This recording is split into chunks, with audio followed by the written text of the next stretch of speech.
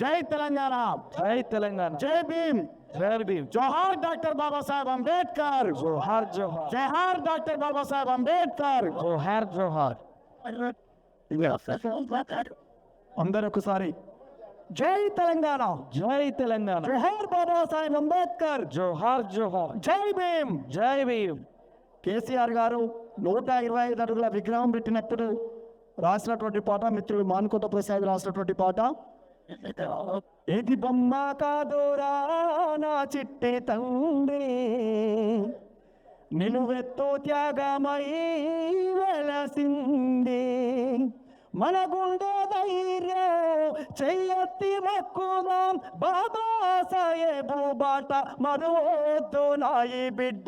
బొమ్మ కాదురా నా చిట్టి తండ్రి, నిలువెత్తు త్యాగమై వెలసింది, ఇది బొమ్మ కాదురా నా చిట్టి తండ్రి, నిలువెత్తు త్యాగమై వెలసింది.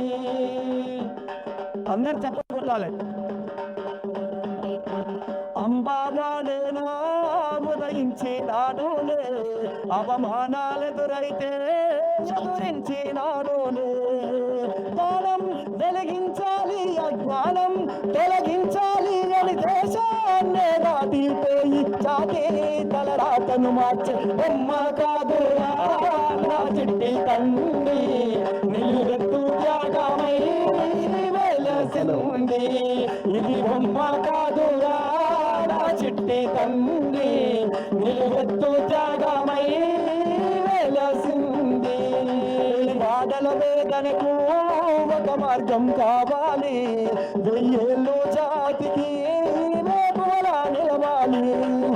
వాడల వేదనకు ఒక మార్గం కావాలి, 1000 ఏళ్ళు జాతికి రేపులా నిలవాలి అని బడుగు బహుజనులంతా ఏకం కావాలంటూ మనువాద సిద్ధాంతాలు కాల్చి కూల్చేసినాడు. బొమ్మ కాదురా నా చిట్టి తండ్రి, నిలువెత్తు త్యాగమై వెలసింది, ఇది బొమ్మ కాదురా నా చిట్టి తండ్రి, నిలువెత్తు త్యాగమై వెలసింది. తను నమ్మిన సిద్ధాంతం మన బతుకులకు ఒక మార్గం, మన త్యాగము గొప్పదిరా కొలమానము ఎవరంట అని బౌద్ధాన్ని నమ్మిండు, నవ భారత బుద్ధుడు అయిండు, అతడే మన దిక్సూచి సాధించో తన బాటల నడిచి. బొమ్మ కాదురా నా చిట్టి తండ్రి, నిలువెత్తు త్యాగమై వెలసింది, మన గుండె ధైర్యం. అందరూ ఒక్కసారి గట్టిగా, మన గుండె ధైర్యం ఎవరన్నా? బాబాసాహెబ్ అంబేద్కర్. అవునా కాదా? మన గుండె ధైర్యం చెయ్యెత్తి మొక్కుదాం, మన గుండె ధైర్యం చెయ్యెత్తి మొక్కుదాం, బాబాసాహెబు బాట మరొద్దు నాయి బిడ్డ. బొమ్మ కాదురా నా చిట్టి తండ్రి, నిలువెత్తు త్యాగమై వెలసింది. జోహార్ బాబాసాహెబ్ అంబేద్కర్, జోహార్ జోహార్. జై భీమ్, జై భీమ్, జై తెలంగాణ, జై తెలంగాణ. థ్యాంక్ యూ అన్న. సోదరులు సందీప్ గారికి గట్టిగా చప్పట్లు కొట్టి వాళ్ళ బృందానికి కృతజ్ఞతలు చెప్తాం. డాక్టర్ బాబాసాహెబ్ అంబేద్కర్ అంటే కేవలం అణగారిన వర్గాల నాయకుడే కాదు, భారత జాతిలో అన్ని వర్గాలకు సంబంధించినటువంటి నాయకుడు అని చెప్పి ఎప్పుడు కూడా ఎల్లప్పుడు కూడా తన గురించి గొప్పగా చాలా అద్భుతంగా మాట్లాడేటటువంటి మన ప్రియతమ నాయకులు గౌరవనీయులు పెద్దలు మన party working president Shri KTR గారిని మాట్లాడవలసిందిగా కోరుతాను. జై భీమ్, జై తెలంగాణ.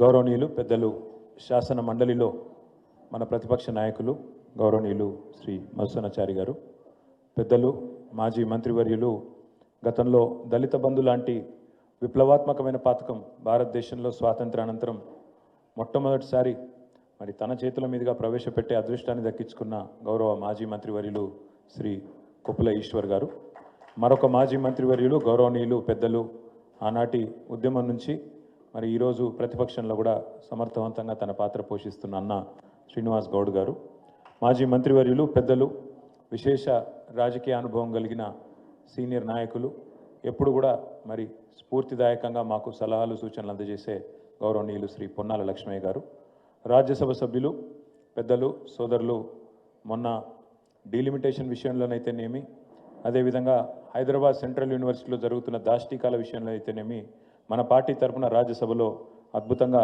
ప్రసంగించిన గౌరవనీయులు వద్దిరాజు రవిచంద్ర గారు, ఒక పోలీస్ అధికారిగా అత్యున్నత స్థాయిలో అడిషనల్ డైరెక్టర్ జనరల్ ఆఫ్ పోలీస్గా పనిచేస్తూ ఇంకా 8 సంవత్సరాల అనుభవం, 8 సంవత్సరాల అక్కడ అవకాశం ఉన్నా, సర్వీస్ ఉన్నా దాన్ని వదిలిపెట్టి ఇవాళ అధికార పార్టీ ఏ ఆఫర్ కావాలంటే ఆ ఆఫర్ ఇస్తానంటే కూడా అవన్నీ పక్కన పెట్టి కేసీఆర్ గారి నాయకత్వంలోనే తెలంగాణకు సంపూర్ణ న్యాయం జరుగుతుందని చెప్పి వాళ్ళ మనతో పాటు ఒక సైనికుడిలా ముందుకు పరుగు పెడుతున్న గౌరవనీయులు ఆర్ఎస్ ప్రవీణ్ కుమార్ గారు, తమ్ముడు ఎస్సీ ఎస్టీ కమిషన్ మాజీ అధ్యక్షుడు సోదరుడు ఎర్రోల శ్రీనివాస్ గారు, పెద్దలు శ్రీమతి తుల ఉమ గారు, కరీంనగర్ జిల్లా పరిషత్ మాజీ అధ్యక్షులు, మాజీ మంత్రివర్యులు రాయేశం గౌడ్ గారు, మాజీ రాజ్యసభ సభ్యులు పెద్దలు చంద్రశేఖర్ రెడ్డి గారు, ఎమ్మెల్సీ దాసోజి శ్రవణ్ గారు, తమ్ముడు బాల్కా సుమన్ గారు, ఇంకా రాజీవ్ సాగర్ గారు, మాజీ ఎమ్మెల్సీ సోదరులు సుభాష్ రెడ్డి గారు, వేదిక పైన ఆసీనులైన ఎంఎన్సీ నన్న ఇంకా అందరికీ పేరు పేరున,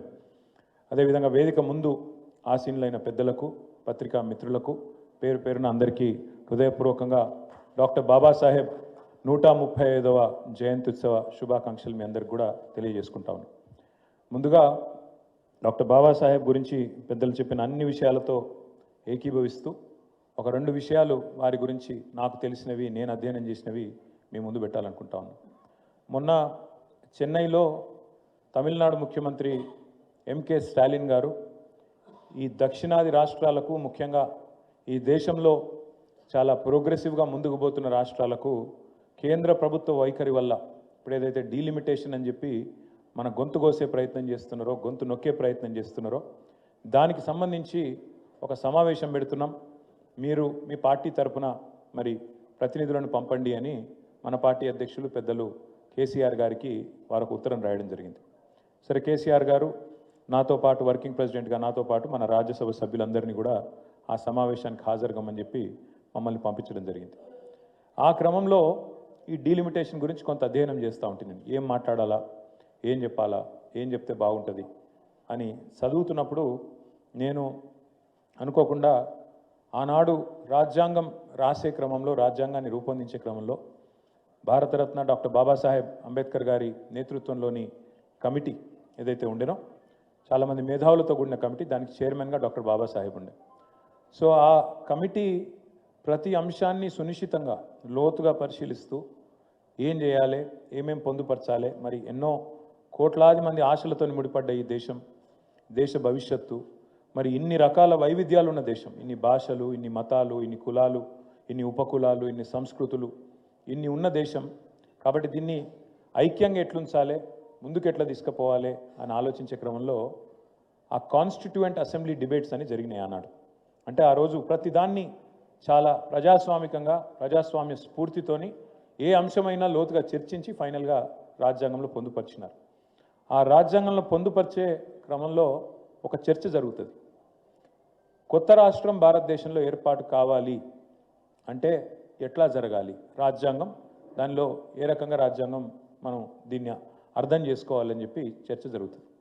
చర్చ జరిగితే కొంతమంది అందులో సభ్యులు మాట్లాడుతూ ఏ రాష్ట్రం నుంచి అయితే వేరుపడదలుచుకున్నారో ఆ రాష్ట్రం యొక్క అనుమతి ఉంటేనే, ఆ రాష్ట్రం యొక్క శాసనసభ తీర్మానం చేస్తేనే వేరుపడాలే, లేకపోతే కుదరదు అని కొంతమంది వాళ్ళు ప్రపోజ్ చేస్తారు, ప్రతిపాదిస్తారు. దాని మీద చర్చ చాలా జరుగుతుంది, 2 రోజులు 3 రోజులు చర్చ జరుగుతుంది. ఆఖరికి చైర్మన్గా డాక్టర్ బాబాసాహెబ్ అంబేద్కర్ గారు ఒక మాట చెప్తారు. 2 అన్నదమ్ముళ్ళు ఉంటే చిన్నవాడు నాకు అన్యాయం జరుగుతుంది, నేను ఏరుపడతా అంటే పెద్దవాడి అనుమతి కావాలంటే కుదరది, మందబలంతో మరి నాకు సంఖ్య ఉంది కదా, నేను పెద్దవాడిని కదా, నాకు శక్తి ఉంది కదా, కాబట్టి నేను చిన్నవాడిని శాశ్వతంగా తొక్కి పెడతా అంటే ఆ చిన్నవాడికి ఎన్నటికి కూడా న్యాయం జరగది. ఇదే సూత్రం కొత్త రాష్ట్రానికే కాదు, అల్పసంఖ్యాకులుగా ఉండే మైనారిటీలకు వర్తిస్తుంది, తక్కువ సంఖ్యలో ఉండే మరి ఇతర వర్గాలకు కూడా వర్తిస్తుంది. అదే మాదిరిగా అంటే దానికి ఒక అద్భుతమైన మాట వాడతారు వారు, టిరనీ ఆఫ్ మెజారిటీ. టిరనీ ఆఫ్ మెజారిటీ అంటే మందబలంతో అవతలవాడి గొంతు నొక్కేడు. అది ఉండకూడదు, ప్రజాస్వామ్యంలో అది కరెక్ట్ కాదు అని మాట్లాడి పొట్లాడి అందరిని ఒప్పించి మెప్పించి ఆర్టికల్ 3లో కొత్త రాష్ట్రాల ఏర్పాటుకు మరి ఆ ఉన్న రాష్ట్రం యొక్క అనుమతి అవసరం లేదు అని పెట్టి ఇవాళ మనం తెలంగాణలో మాట్లాడుతున్నామంటే దానికి కారకుడు ఒకే ఒక్కరు, పెద్దలు డాక్టర్ బాబాసాహెబ్ అంబేద్కర్. అంటే ఆయన ముందు చూపు గురించి చెప్పడానికి, అంటే ఆయన దశాబ్దాల తర్వాత వచ్చే పరిణామాలను కూడా ఊహించి ఎట్లా అర్థం చేసుకోవాలి భారత సమాజాన్ని ఆలోచించి తర్కంతో లాజికల్గా ఆయన తీసుకున్న ఆనాటి ఒక నిర్ణయం మనకు అల్టిమేట్గా రాష్ట్రం ఏర్పడడానికి దోహదపడ్డది. కానీ ఇవాళ 78 సంవత్సరాలు స్వాతంత్రం వచ్చిన తర్వాత, రాజ్యాంగం అమల్లోకి వచ్చిన తర్వాత దాదాపుగా మరి 73 సంవత్సరాలు. ఒకసారి మనం ఆలోచించాల్సిన అవసరం ఉంది. అంటే బాబాసాహెబ్ యొక్క ముందు చూపు, ఆయన ఆలోచన ఎంత గొప్పదంటే, ఆయన నిజంగా చెప్పాలంటే కొంతమంది కేవలం ఆయన కొన్ని వర్గాలకు నాయకుడు, అందులో ముఖ్యంగా ఆయన దళిత జాతిలో పుట్టిండు కాబట్టి, దళిత బిడ్డ కాబట్టి ఆయన దళిత జాతికి మాత్రమే నాయకుడు అన్నట్టుగా కొంతమంది ఆయనని తక్కువ చేసే ప్రయత్నం చేస్తారు. కానీ వాస్తవం ఒక మహాత్మా గాంధీ, ఒక జవహర్లాల్ నెహ్రూ, వారితో పాటు కొట్లాడిన ఇంకా వేలాది లక్షలాది మంది స్వాతంత్ర సమరోద్యమంలో ఎంత కీలక పాత్రని పోషించినరో, స్వాతంత్రానంతరం ఇవాళ ఆధునిక భారతానికి నిజంగా చెప్పాలంటే ఒక అద్భుతమైన పునాదేసిన వారందరి సమకాలికుడు, వారందరితో పాటు ధీటైన నాయకుడు డాక్టర్ బాబాసాహెబ్ అంబేద్కర్ అనడంలో ఎవరికి రెండో ఆలోచన అవసరం లేదు. వాస్తవం అది. అంత గొప్ప రాజ్యాంగాన్ని రాసింది వారు. అంత గొప్ప రాజ్యాంగం అని ఎందుకు అంటున్నా అంటే, ఒక్కసారి మీరు ఆలోచించండి. దేశానికి స్వాతంత్రం వచ్చినాడు ఇవాళ చాలామంది తెలిసి తెలియక ఏదో మాట్లాడతారు, ఎప్పుడు దేశం ఇట్లే ఉండే అన్నట్టు మాట్లాడతారు. ఎప్పుడు దేశం ఇదే రూపంలో లేకుండే. ఆనాడు 565 ప్రిన్స్లీ స్టేట్స్ ఇండియాలో, భారతదేశంలో చిన్న చిన్న టుకుడాలు. ఇవాళ 28 రాష్ట్రాలు ఉన్నాయి. అయాల 565 చిన్న చిన్న రాజులు, సామంత రాజులు, జమీందారులు, వాళ్ళకి ఇంకోడు 565 ప్రిన్స్లీ స్టేట్స్ అందరు వాటి. ఇది ఆనాటి పరిస్థితి. ఇక మీకు తెలుసు ఎన్ని భాషలు, ఎన్ని మతాలు, ఎన్ని కులాలు, ఎన్ని ఉపకులాలు, ఎన్ని సంస్కృతులు. నలుగురు కలిసి ఉండాలంటే చాలా కష్టం. నలుగురు మనుషులు కలిసి ఉండాలంటే ఏదో ఒకటి చూసుకుంటారు. వాని కులం నాది ఒకటి కాదనో, వాని మతం నాది ఒకటి కాదనో, వాని భాష నాది ఒకటి, ఏదో ఒకటి మొత్తానికి కలిసి ఉండు కష్టం. మరి అట్లాంటిది ఇన్ని వైవిధ్యాలు ఉన్న ఈ దేశాన్ని శాశ్వతంగా ఒక సుదీర్ఘకాలం ఉండాలి, కలిసి ఉండాలి అంటే ఏం చేయాలి అని ఆలోచన చేసి డాక్టర్ బాబాసాహెబ్, ఆ తర్వాత మొట్టమొదటి SRC doctor Fazal Ali, supreme court మాజీ జడ్జి, అందరూ కూడా ఆలోచించి చాలామంది మేధావులు గట్టి పునాది పడాలి, దేశం ఐక్యంగా ఉండాలి, భవిష్యత్తులో కూడా విచ్ఛిన్నం కావద్దు. ప్రపంచంలో ఎన్నో దేశాలు విచ్ఛిన్నం అవుతున్నాయి, కానీ మన దేశం అట్లా కావద్దు, శాశ్వతంగా ఈ దేశం అజరామరంగా ఉండాలని చెప్పి ఆలోచన చేసి ఆనాడు భాష అనే ప్రాతిపదికన మొదటి ఎస్ఆర్సి పేరిట వారు మరి రాష్ట్రాలు ఏర్పాటు చేయాలని ఒక ఆలోచన తీసుకొని వస్తారు. అప్పుడు కూడా డాక్టర్ బాబాసాహెబ్ ఒక మాట చెప్పిండు. ఆనాడే ఆయన ఎంత గొప్పవాడంటే, భాషా ప్రాతిపదిక రాష్ట్రాలు అనే మాట వచ్చినప్పుడు ఆయన ఒక గొప్ప మాట చెప్పిండు. అది కూడా మనం గుర్తు చేసుకోవాలి ఈరోజు. ఒక రాష్ట్రంలో ఒక భాష ఉండాలనేది మంచి ఆలోచననే, ఎందుకంటే అట్లా కొంత సారూప్యత ఉంటుంది, ఒకరితో ఒకరు అదే భాషలో మాట్లాడుకునే కథ ఉంటుంది, పంచాయతీలు తక్కువైతాయి అని చెప్పుకుంటూ ఒక రాష్ట్రంలో ఒక భాష ఉండాలనేది మంచి ఆలోచననే. కానీ ఖచ్చితంగా ఒక భాష ఒకటే రాష్ట్రంలో ఉండాలన్నది మాత్రం తప్పు. అవసరమైతే ఒక భాషకు 4 రాష్ట్రాలు ఉన్న తప్పులేదు, 5 రాష్ట్రాలు ఉన్న తప్పులేదని చెప్పి ఆనాడే మన తెలంగాణ ఏర్పాటుకు కూడా ఆనాడే అంత దూరం ఆలోచించి, అంటే తెలంగాణనే కాదు ఎవరైనా సరే అవసరమైతే అడ్మినిస్ట్రేటివ్ కన్వీనియన్స్ కోసం, పరిపాలన సౌలభ్యం కోసం చిన్నగా ఉంటే తప్పేం లేదని ఆలోచన చేసిన నాయకుడు డాక్టర్ బాబాసాహెబ్. బాబాసాహెబ్ అంబేద్కర్ గారి గొప్ప నాయకత్వంలో, వారి ఆలోచనలో ఆనాడు న్యాయశాఖ మంత్రిగా వారు తీసుకున్న కొన్ని నిర్ణయాల వల్ల అల్టిమేట్గా భారత రాజ్యాంగం ఒక పటిష్టమైన పునాది మన దేశానికి వేసింది. ఇవాళ కూడా అదే రాజ్యాంగం, పాలకులు మారచ్చు, పాలకులు అప్పుడప్పుడు తప్పులు చేయొచ్చు, పాలకులకు అప్పుడప్పుడు కొన్ని వేరే ఆలోచనలు రావచ్చు, కానీ అల్టిమేట్గా ఆ రాజ్యాంగం దాన్ని కాపాడాల్సిన వ్యవస్థలు పటిష్టంగా ఏర్పాటు చేసి, అంటే ఇవాళ మీరు చూసినారు నిన్న సుప్రీంకోర్టు నిన్న ఒక తీర్పు ఇచ్చింది. తమిళనాడు గవర్నర్ గారు ఒక 12 బిల్లులు అక్కడి రాష్ట్ర మంత్రివర్గం ఆమోదించి 12 బిల్లులు పంపింది. ఏది గవర్నర్ గవర్నర్ ఏం చేసిండు, నా ఇష్టం నేను దీన్ని సంతకం పెట్టా అని చెప్పి 7 నెలల్లో 10 నెలల్లో ఆయన కింద పెట్టుకున్నాడు, కూర్చున్నాడు. సంతకం పెట్టలే, నేను పెట్టా అన్నాడు. అల్టిమేట్గా ఏమైంది, తమిళనాడు ప్రభుత్వం విధి లేక సుప్రీంకోర్టుకు పోయింది. మనకు కూడా గతంలో అయింది, మీకు యాదకు ఉండాలి. మనం పంపిన బిల్లులు కూడా ఇట్లే పైకి వెళ్ళి ఫోన్ రాకపోతే మోడీయో అమిత్ షానో ఫోన్ చేయకపోతే నేను చెయ్యా, ఎందుకంటే మీరు వాళ్ళు మాతో ఒకటిగా లేరు కాబట్టి మేము చెయ్యమని చెప్పి గతంలో కాంగ్రెస్ ఉన్నప్పుడు అదే పని చేసింది. ఇప్పుడు బీజేపీ ఉన్నప్పుడు గవర్నర్ల వ్యవస్థను అట్లే దుర్వినియోగం చేస్తూ ఉన్నారు. చేస్తే తమిళనాడు ప్రభుత్వం నిన్న కోర్టుకు పోయింది, సుప్రీంకోర్టు తీర్పునిస్తూ స్పష్టంగా చెప్పింది, భారత రాజ్యాంగం ప్రకారం గవర్నర్ పాత్ర చాలా చిన్నది. అల్టిమేట్గా ప్రజాస్వామ్య దేశంలో ప్రజలు ఎన్నుకున్న ప్రభుత్వాన్ని ఫైనల్ వర్డ్ కావాలి. వాళ్ళు ఏదైనా బిల్లు పంపితే నువ్వు ఫలానా రోజుల్లో గిన్ని రోజుల్లో నువ్వు సంతకం పెట్టాలి, అంతే తప్ప నీకు అంతకంటే పెద్ద పాత్ర లేదు అని చెప్పి నిన్నటికి నిన్న సుప్రీంకోర్టు ఒక సంచలనమైన తీర్పునిచ్చింది. ఇది ఎందుకు చెప్తా ఉన్నా ఈ మాట అంటే, ఇవాళ ఏ పరిస్థితుల్లో 78 ఏళ్ల తర్వాత ఏ సందర్భంలో వ్యవస్థల మధ్యన పోటీ లాంటిది వచ్చినా మళ్ళీ అల్టిమేట్గా అందరు రాజ్యాంగం దిక్కే చూస్తారు. రాజ్యాంగంలో పొందుపరిచింది ఏంది, రాజ్యాంగంలో బాబాసాహెబ్ ఏం రాసిండు, దానిలో ఏమున్నది, దాని ప్రకారం ఫైనల్గా దాని ప్రకారమే పోవాలి అనే పద్ధతుల్లో 78 సంవత్సరాల తర్వాత కూడా స్వాతంత్రానంతరం రాజ్యాంగమే మనల్ని కాపాడుతున్నది. తులవమ్మ గారు మాట్లాడుతూ ఒక మాట అన్నారు, ఇవాళ మనందరం ఇక్కడ నిలబడ్డామంటే మాట్లాడుతున్నామంటే అని. బాబాసాహెబ్ కేవలం ఎస్సీ ఎస్టీ రిజర్వేషన్లు మాత్రమే తేలేదు, మహిళలకు ఓటు హక్కు కావాలి అని చాలా దేశాల్లో, అమెరికాతో సహా చాలా దేశాల్లో పోరాటాలు జరిగిన తర్వాతనే మహిళలకు ఓటు హక్కు వచ్చింది తప్ప లేకపోతే సామాన్యంగా రాలే. కానీ భారతదేశంలో మాత్రం అంబేద్కర్ చొలవ వల్ల, ఆయన దయ వల్ల ఏ పోరాటం అవసరం లేకుండా భారతదేశంలో పుట్టిన ప్రతి బిడ్డకు, ఆయన అంబానీ కావచ్చు, అదానీ కావచ్చు, లేక ఒక గరీబోళ్ళ ఇంట్లో పుట్టిన ఒక సామాన్య బిడ్డ కావచ్చు, కానీ అందరూ ఒకటే, అందరికీ ఒక మనిషికి ఒకటే విలువ ఉంటుంది ఓటు అని చెప్పి ఆనాడే రాజ్యాంగంలో పొందుపరిచి మహిళలకు కూడా ఓటింగ్ హక్కు కల్పించి మహిళలకు కూడా ప్రాతినిధ్యం లేకపోతే తప్పు అవుతుందని చెప్పి ఇతర దేశాల అనుభవాలు అధ్యయనం చేసి ముందు చూపుతో వ్యవహారం చేసిన నాయకుడు డాక్టర్ బాబాసాహెబ్. ఇవన్నింటికీ మించి వారు నమ్మిన సిద్ధాంతం బోధించు, సమీకరించు, పోరాడు. నిజంగా ఆ తత్వాన్ని పూర్తి స్థాయిలో ఆనాడు ఉద్యమ పార్టీగా, ఉద్యమ నాయకుడిగా ఆకలింపు చేసుకున్నది, అర్థం చేసుకున్నది, ఆచరణలో పెట్టింది కేసీఆర్ గారు. ఎట్లా అంటారా, లక్షల సంఖ్యలో ప్రజల్ని సమీకరిస్తూ పార్టీ పెట్టిన మొదటి రోజు నుంచి 25 ఏళ్ల కిందట మొదటి రోజు నుంచి కరీంనగర్ సింహగర్జన నుంచి మొదలు పెడితే లక్షల సంఖ్యలో ప్రజల్ని సమీకరిస్తూ వారికి తెలంగాణ రాష్ట్ర ఏర్పాటు ఆవశ్యకతను బోధిస్తూ, వివరిస్తూ, సందర్భం వస్తే తెలంగాణకు అన్యాయం జరిగితే పోరాడుతూ, గలమెత్తుతూ, రోడ్డెత్తుతూ బోధించు, సమీకరించు, పోరాడు అనే అంబేద్కర్ తత్వాన్ని ఆచరణలో అమలు చేసి అల్టిమేట్గా అంబేద్కర్ రాసిన రాజ్యాంగం ఆధారంగా ఆర్టికల్ 3 ఆధారంగా రాష్ట్రాన్ని సాధించిన మహానాయకుడు మన నాయకుడు కేసీఆర్ గారు. అదే మాదిరిగా రాష్ట్రాన్ని సాధించడంతో నాగలేదు, సాధించిన ఈ రాష్ట్రంలో అంబేద్కర్ గారు ఆనాడు చెప్పిన మాట ఏంది, ఆయన ఎంచుకున్న పందా ఏంది, ఆయన ఎంచుకున్న మార్గం ప్రజాస్వామ్యం, రాజ్యాంగం. ఆయన ఆలోచన, ఆయన ఆశయం సమసమాజం. అందుకే కేసీఆర్ గారు ఒక నినాదంగా మాత్రమే జై భీమ్ని తీసుకోలేదు, ఒక విధానంగా మార్చుకున్నాడు. దాన్ని మార్చుకున్నారు కాబట్టే దేశంలో ఎక్కడ లేని కార్యక్రమాలు మన రాష్ట్రంలో మనం చేసుకున్నాం. ఇప్పుడే నాకు డాక్టర్ ఆర్ఎస్ ప్రవీణ్ కుమార్ గారు చెప్తున్నారు, అన్న ఒకనాడు అంబేద్కర్ గారు అమెరికా పోవాలంటే, కొలంబియా యూనివర్సిటీ పోవాలంటే బరోడా మహారాజ్ పిలిచి, పిల్లగాడు చాలా తెలివైనడున్నాడు, అద్భుతాలు చేస్తాడు ఈ పిల్లగాడని చెప్పి ఆయన ఆశీర్వదించి బాబాసాహెబ్ నానాడు కొలంబియా పంపిండన్న. కానీ ఆయన బరోడా మహారాజు ఒక్క అంబేద్కర్ గారికి ఆయన దీవెన ఇచ్చిండు.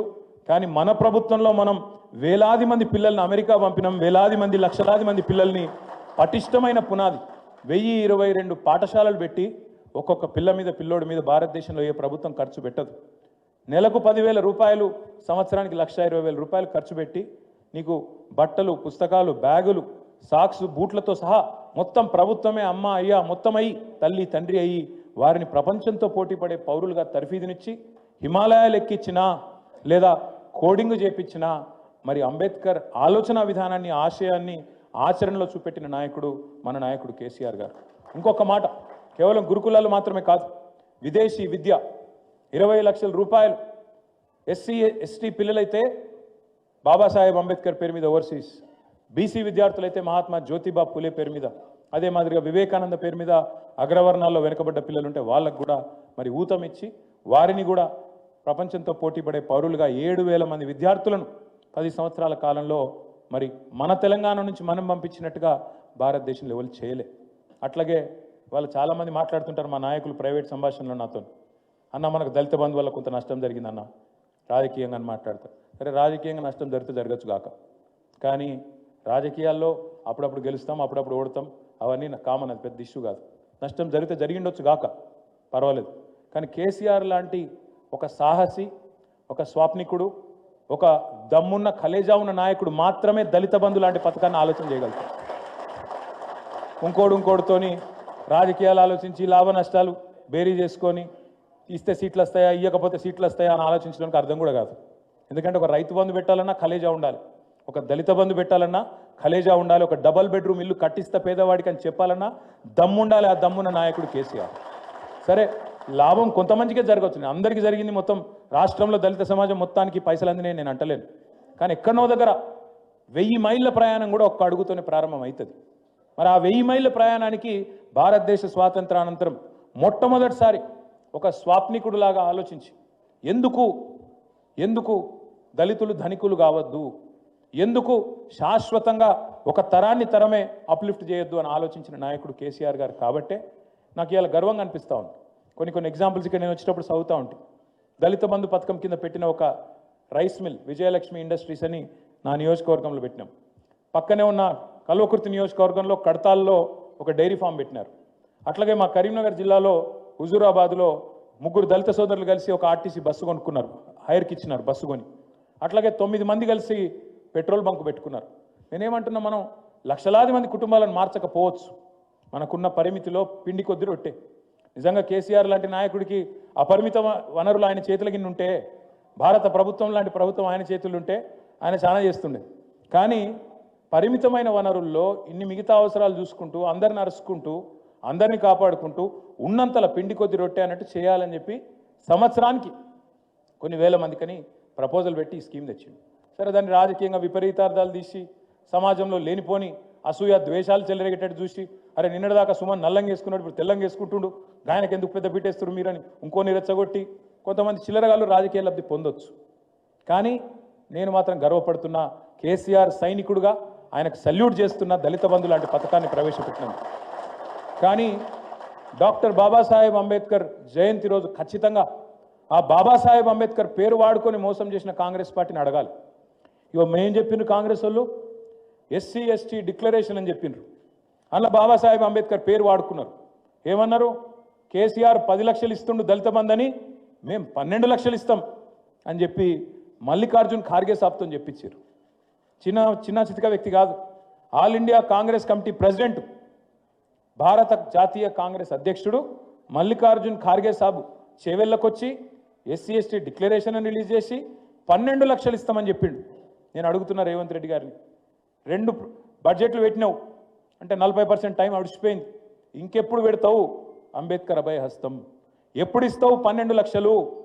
12 లక్షలు కాదు కదా, నాకైతే తెలుసు, మీకు కూడా తెలుసు, రాష్ట్రంలో ఉన్న దళితులందరికీ అర్థమైపోయింది, 12 రూపాయలు కూడా ఏడు వీడు పచ్చి దొంగ.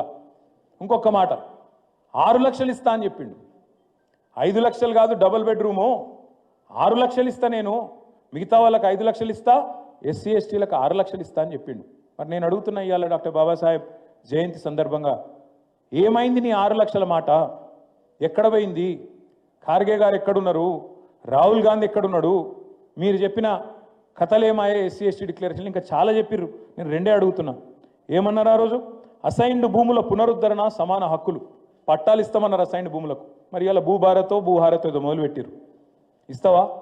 అసైన్డ్ భూములకు నువ్వు చెప్పినట్టు పట్టాలు ఇస్తావా లేదా చెప్పాలి రేవంత్ రెడ్డి అని నేను డిమాండ్ చేస్తా ఉన్నా.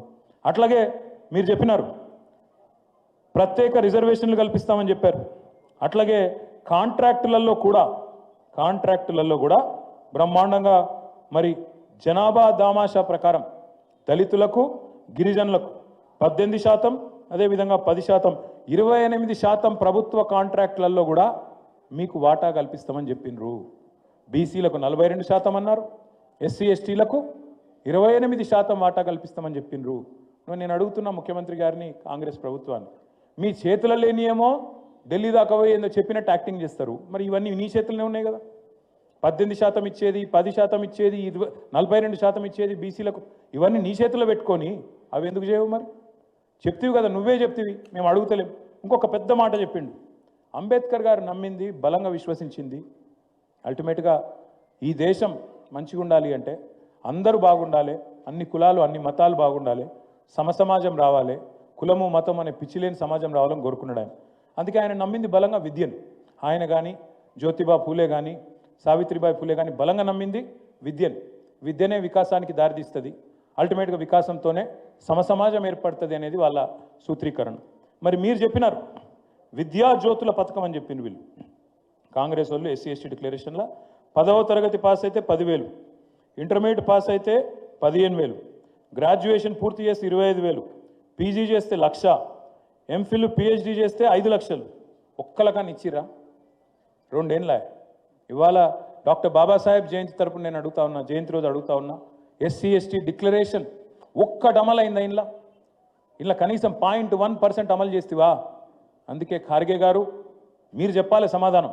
ఇక్కడ ఉన్న రేవంత్ రెడ్డి అంటే చిల్లరగాడు, ఆయన చేయడు, మాకు తెలుసు, ప్రజలకు అర్థమైపోయింది.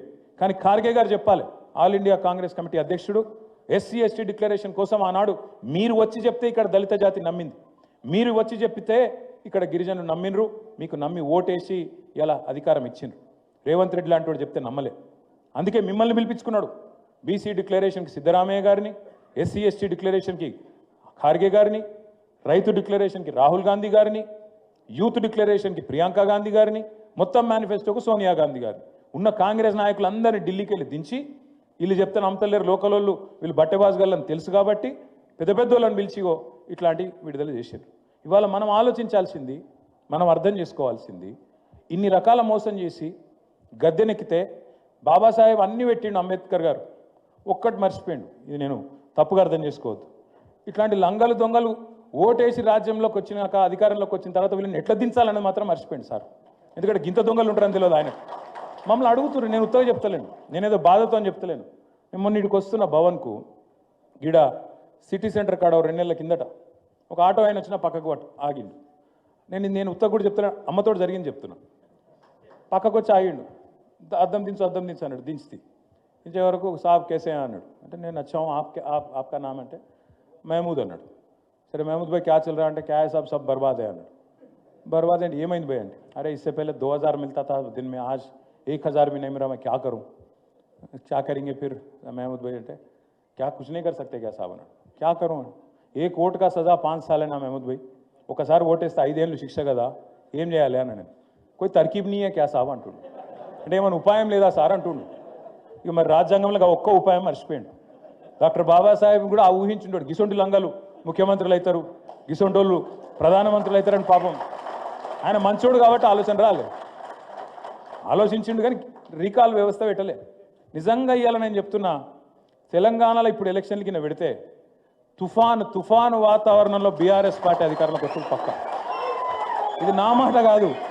మీరు ఇవాళ ఇక్కడికి వెళ్ళి బయట పోయి రోడ్డు మీద ఉత్తగా 10 నిమిషాలు టైంపాస్ నిలబడు, రాంగ పొంగ పోయేటలో పట్టుకోండి, ఎవరైనా సరే కులం మతం ఏదన్నా కానీ, ఆటో ఆయనకి వెళ్ళి మొదలు పెడితే అంతరిక్షంలోకి పంపి రాకెట్లు తయారు చేసి ఆయన దాకా అడుగురి, ఏం సంగతి అన్న, ఎవరో కొట్టెత్తావు మరి ఏం సంగతి అంటే వీని జల్దీ పంపిర్రు ఏదైనా చేసి అంటూ. నేనేమంటున్నా అంటే దయచేసి మిమ్మల్ని ఆలోచించమని కోరేది కూడా, నేను సుప్రీంకోర్టు తీర్పు బాగుంది, గవర్నర్లకు కట్టడి చేసింది, మరి మన స్పీకర్లకు కట్టడి చేయొద్దా? 10 మంది మన టికెట్ మీద గెలిచిన వాళ్ళు ఇవాళ రేవంత్ రెడ్డి సంకల కూర్చుంటే స్పీకర్ గారికి మనం షికాయత్ చేసి 14-15 నెలలు అయితే కూడా మరి ఆర్టికల్ 10ని ఇంత దారుణంగా అవమానిస్తుంటే, యాంటీ డిఫెక్షన్ ఆర్టికల్లో షెడ్యూల్ 10ను మనం ఇంత దారుణంగా అవమానిస్తే మరి వారి మీద కూడా నియంత్రణ ఉండొద్దా? ఇట్లా డెఫినెట్గా వాళ్ళ బాబాసాహెబ్ స్ఫూర్తితో, వారి ఆలోచన ధారలో.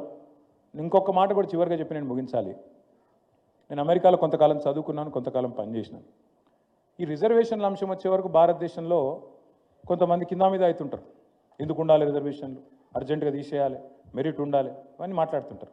కరెక్టే, నువ్వు చెప్పేది కొంతవరకు సమంజసమే కావచ్చు. పెట్టింది 10 ఏళ్ళకి పెట్టిరు కదా, 20 ఏళ్ళకి పెట్టిరు కదా అని కూడా మాట్లాడతారు. కానీ అయిపోయిందా మరి? కావాల్సిన మార్పు భారతదేశంలో రావాల్సిన మార్పు, మనం అనుకున్న పరిస్థితి నిజంగానే సమాజం వచ్చిందా? వచ్చింటే మీరు చెప్పేది కరెక్ట్, 10 ఏళ్ళకో 20 ఏళ్ళకో తీసేయాలనేది. కానీ వచ్చిందా? ఇవాళ కూడా ఈ రోజుకి కూడా నిజంగా భారతదేశంలో మనిషిని మనిషిగా గౌరవించే పరిస్థితి వచ్చిందా? ఇంకా ఎక్కువైంది. ఇతర మతం పేరిట పంచాయతీలు, పనికిమాలిన వ్యవహారాలు ఇంకెక్కువైనాయి. కులాంతర వివాహాలను ప్రభుత్వాలు ప్రోత్సాహకాలు ఇస్తుంటాయి. ఇంకా కూడా ఎన్ని ప్రోత్సాహకాలు ఇచ్చినా ఇంకా కూడా జరుగుతలేవు. ఇదంతా ఎందుకు చెప్తున్నా అంటే, రిజర్వేషన్లు అనగానే ఆ చట్రంలోనే బాబాసాహెబ్ను బిగించి ఆయనను చిన్నగా చేసి చూపెట్టే కార్యక్రమం కేవలం కొన్ని జాతులకు మాత్రమే న్యాయం చేసిండు, దేశానికి కాదు అనే ఒక బదనాం చేసే కార్యక్రమం ఏదైతే చేస్తున్నారో కొంతమంది. నేను చూసిన మొన్న అమిత్ షా అంటున్నాడు పార్లమెంట్లో, అంబేద్కర్ అంబేద్కర్ అంబేద్కర్ అంబేద్కర్ బోల్నా ఫ్యాషన్ హోగా. బరాబర్ ఫ్యాషనే, తప్పేమున్నది? అంబేద్కర్ మంచి చేసిండు కాబట్టి బరాబర్ ఆయన గురించి మాట్లాడుకోవాలి. మీలాగా చెడు చేయలే, మీలాగా దేశానికి గబ్బు పట్టియలే, మతం పిచ్చి లేపి పిచ్చోళ్ళని చేసి దేశంలో వేరే ముచ్చట లేకుండా చేసి మతం మాత్రమే ఉన్నది ఇంకేం లేదు దేశంలో అన్నట్టు గబ్బు లేపలే దేశాన్ని. మంచి కోసం ఆలోచించిండు. ఆయన కోసం ఆయన ఆలోచించుకోలే. ఆయన కావాలంటే ప్రపంచంలో ఎక్కడైనా సెటిల్ కావచ్చు. ఆయన కావాలంటే ఆయనకున్న తెలివికి చాలామంది ఇప్పుడు మనోళ్ళు, మన ఇళ్ళ పిల్లలు కూడా ఎక్కడనో సెటిల్ అయినరు, మళ్ళీ రారు కూడా తిరిగి మళ్ళీ ఆలోచనలు కూడా లేరు. వస్తావురా భయ నన్ను అడిగితే మా దోస్తులను వాళ్ళని వీళ్ళను ఏముందని ఆడుకొస్తే మళ్ళీ చుట్టాలు గిట్టాలు అంతా సతాయిస్తారు, ఈడనే మంచిగా సుకూన్ ఉన్నది. అట్లా ఆయన కూడా చూసుకోవచ్చు కావాలంటే. ఒకటి కాదు సరే మళ్ళీ ఆడవి కూడా కులం మతం నడుస్తూనే ఉన్నాయి ఇంకా అమెరికాలో కూడా, అది వేరే కథ అనుకో. కానీ ఎందుకు చెప్తున్నా అంటే నేను అర్థం చేసుకుంటానికి ప్రయత్నం చేసిన అమెరికాలో ఉన్నప్పుడు. ఒక మన దేశంలోనే ఉన్నదా రిజర్వేషను, ఈ అమెరికాలో మనకి ఇస్తుంటుందా అని చూసిన. మీకు చాలా మందికి తెలియదు, అమెరికాలో అఫర్మేటివ్ యాక్షన్ అని ఒకటి ఉంటుంది. అది కూడా ఇవాళ పెట్టలే, 1950-60లో పెట్టిండ్రు అక్కడి ప్రభుత్వం. ఎందుకు పెట్టిండ్రు? అక్కడ నల్ల జాతీయుల మీద ఏదైతే వివక్ష ఉందో ఆ వివక్ష పోవాలి అంటే వాళ్ళకు కొంత ప్రత్యేకమైన రక్షణ, మన రిజర్వేషన్ లెక్కనే వాళ్ళకు కూడా విద్యలో ఉపాధిలో వాళ్ళకు కూడా రక్షణ ఉండాలని పెట్టిండ్రు. కాబట్టి మరి అమెరికా వాళ్ళు మనకంటే తెలివైన వాళ్ళు అని చెప్పి ఆడిపోతున్నాం కదా మనందరం. ఆడనే పోయి సెటిల్ అవుతున్నాం, ఆడనే బాగుంది, ఆడనే గొప్ప వాళ్ళు, వాళ్ళే అగ్రరాజ్యం అని మాట్లాడతాం కదా తెల్లారులైతే. మరి ఆడకూడదు, మరి వాళ్ళు బుద్ధి తక్కువ వాళ్ళ? ఎందుకు చెప్తున్నా ఈ మాట అంటే, భారత సమాజాన్ని కరెక్ట్గా అర్థం చేసుకుంటే ఈ పనికిమాలిన మాటలు మాట్లాడరు. ప్రధానమంత్రి అంటాడు, ఈ రేవడీ కల్చర్ క్యా హై? రేవడీ కల్చర్ అట అంటే ఏంది? పేదవాడికి 2000 పెన్షన్ ఇస్తే ప్రధానమంత్రికి నచ్చలేదు, రైతుకు 24 గంటల కరెంట్ ఇస్తే ప్రధానమంత్రికి నచ్చది, రైతుకు రుణమాఫీ చేస్తే ప్రధానమంత్రికి నచ్చది, బీజేపీకి నచ్చది.